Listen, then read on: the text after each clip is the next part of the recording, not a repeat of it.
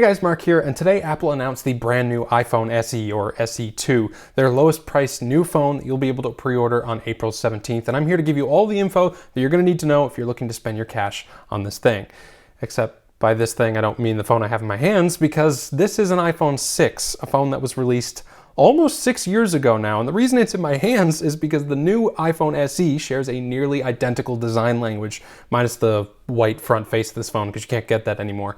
It's still got the same thick bezels on the top and bottom, the same 4.7-inch sub 1080p display, the same Touch ID home button. It's just got a more modern looking back with the Apple logo moved from the top down to the middle. The new SE or SE2, whatever you'd like to call it, comes in 3 colors: white, black, and product red with a glossy-ish glass back. Yes, this is an old design, we're all very familiar with it. Now if we can just move past that, this phone actually has a lot of good stuff going for it for the price.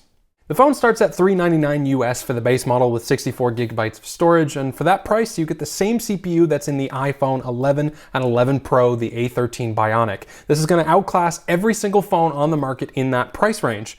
Unfortunately, Apple hasn't told us exactly how much RAM they're stuffing into the iPhone SE, but you can expect at least 3 gigs with possibly even 4 like the iPhone 11 lineup. RAM has never really been an issue in iPhones anyway, so I wouldn't worry too much about it.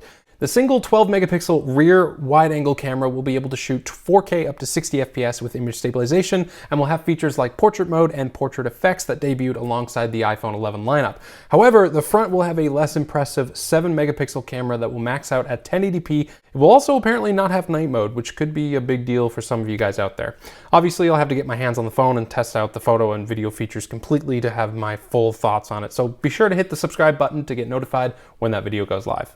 Even though the design is dated, we are getting some modern features too, like wireless charging as well as the IP67 water and dust resistance rating.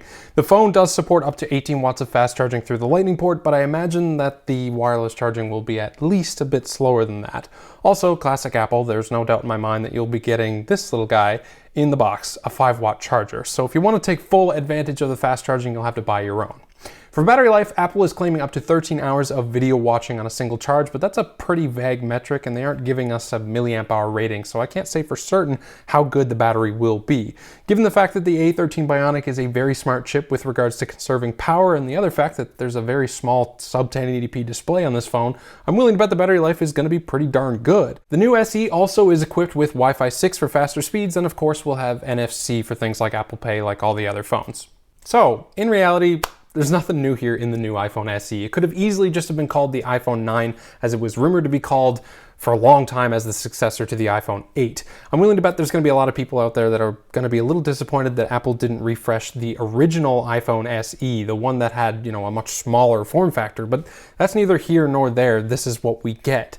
So who's this phone for, and should you get it? Well, this is the cheapest phone that Apple's going to make this year, and given that it carries the A13 Bionic inside of it, it's also going to be just as fast as the top-end, most expensive phone they make, and that's a hell of a value proposition. And given what's going on in the world right now, I expect that a lot of people are going to be looking to stay away from more expensive flagships and go for the more budget-oriented devices. And if that's you, the 2020 iPhone SE might be exactly what you need, as long as you're okay with it looking like a phone that belongs back in 2015. If you intend on picking one of these up, let me know in a comment down below. And if you like this video, please give it a like and subscribe to support my content. And as always, have a great day.